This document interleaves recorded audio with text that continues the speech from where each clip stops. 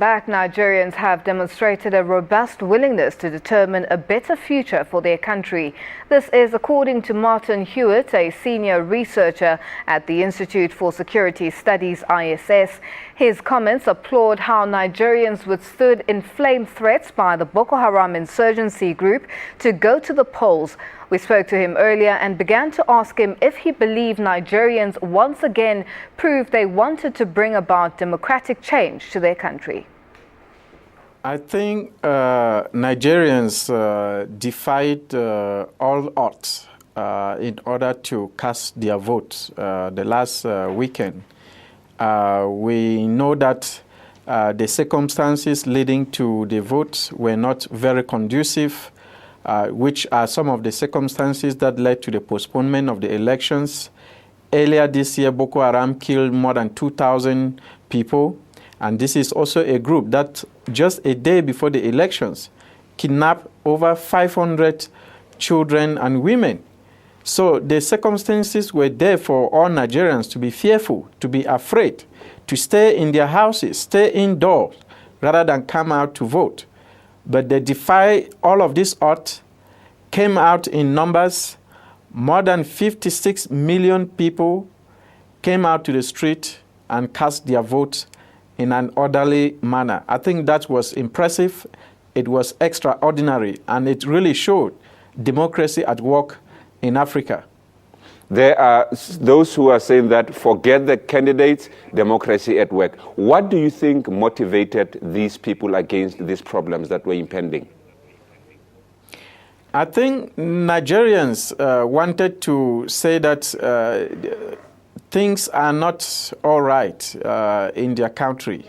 Again, we've talked of Boko Haram, we've talked of the economy, which many believe was not in favor of the majority of Nigerians. So many wanted to express their voice, many wanted to be heard. Also, if you look at the two candidates, one from the south, the other from the north, they wanted to get this behind, to say Nigeria is not just about north and south. Nigerians could be united on common issues. Nigerians could be united against a common enemy. And I think this is what they did, to come out to tell Boko Haram that we are not fearful. You cannot intimidate us. You cannot make us stay indoors, but democracy is going to prevail. The violence that took place in sporadic areas, does it put the credibility of this election into question, in your opinion? Well, violence was always expected. I didn't hear of anyone in the period leading to the elections who dreamt that there will be an election in Nigeria completely free of violence. So violence was always going to be part of the game. It has always been. And it repeated itself. So it wasn't to the surprise of any Nigerian or to any analyst who has been following the Nigerian issue. Nigeria has been experimenting democracy for quite a long time now. If you want to go by elections, this started in 1923. By the time Nigeria got its independence, in 1959, they organized the first ever elections that were conducted by Nigerians themselves. So since then, Nigeria is not, elections are not new to Nigerians. And they have seen violence in most of these elections. So, to say that this 2015 elections will be without violence was really to be oblivious of the Nigerian history. And the glitches that took place in a number of places, were they too serious? Were they minimal? Can they compromise the integrity of these elections? I don't think that they compromise the integrity of the elections, because if you were to say that, then you have to annul all the elections that have taken place in Nigeria in the past years. The violence was not they were not widespread in the sense that they did not have national implications. Yes, they did have implications in the various polling stations that's where they occur. We know that some of the violence were perpetrated by Boko Haram, particularly in Ngombe and in Bono, where more than nearly 40 people died through Boko Haram attacks. And then we also saw some attacks by political thugs in some nearly 10 states in Nigeria. So, and the violence where it was not by Boko Haram, we saw maybe 1 or 2 people injured, 1 or 2 people dead, but nothing really massive to really disrupt the procedures and the organization of the elections. So yes, there were sporadic violence in different parts of the country, but nothing to the extent that one would say, the elections were marred by violence, because it was always going to be part of the game. Both incumbent President Goodluck Jonathan and his main challenger Muhammadu Buhari have pledged to respect the outcome of the polls. What guarantee do we have that we will not see an outbreak of violence for anybody who's not happy about any outcome whatsoever in any area? Well, we cannot guarantee that also completely, because we've seen post-electoral violence in Nigeria. But the question is, will this amount to some sort of a nation problem? Will it be a national conflict, as many people are predicting the fall of Nigeria, the collapse of the Nigerian state? I don't think so.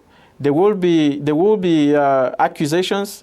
There will be people who will not feel very well with the elections, and that's how it is. No one, the result of elections have never pleased everyone in the country.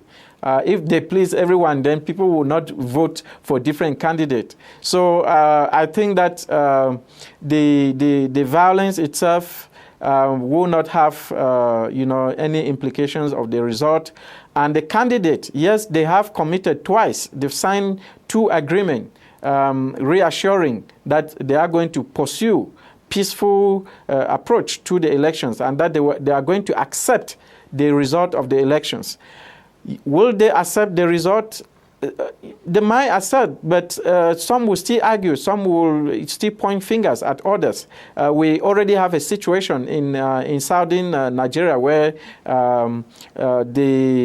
the APC, the opposition, are accusing the government for the elections that took place in Rivers State. So instances like this will not be evaded. So we'll always have them. But I think the political parties, the leaders, they just have to be matured, because what Nigerians have already shown is really a step ahead. And I think that challenges the leadership of Nigeria or of the political parties to also show maturity in their approach to the result of the elections. What do you think happened to Boko Haram if we compare what happened during the elections to what was happening 6 weeks before the elections were postponed?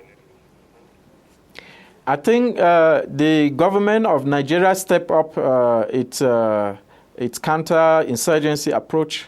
The government stepped up its military attacks, and then we also have the involvement of Chad, Cameroon, and Niger, these neighboring countries.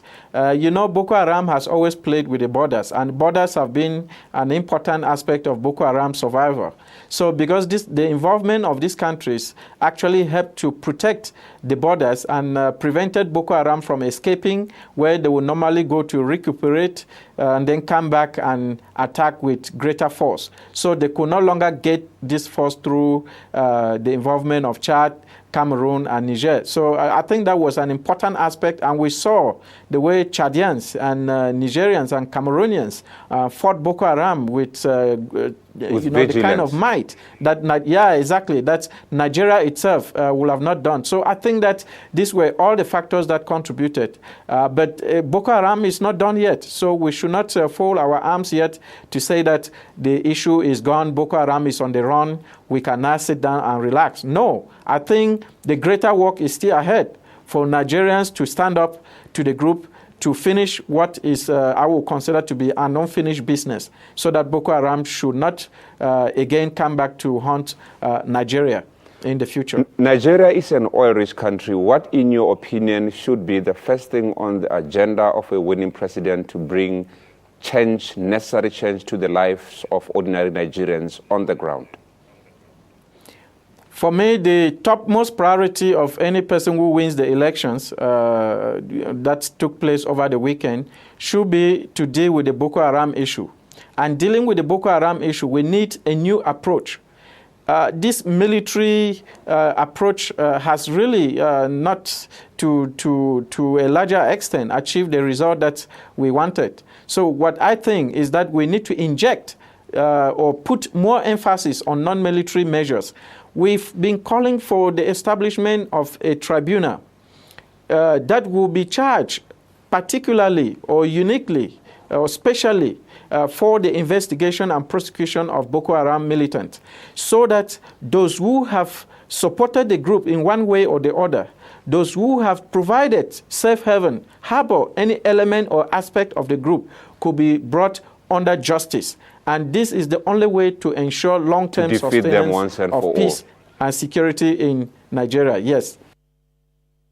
Martin Hewitt, a senior researcher at the Institute for Security Studies, ISS, speaking to us as the countdown to the Nigeria results looms.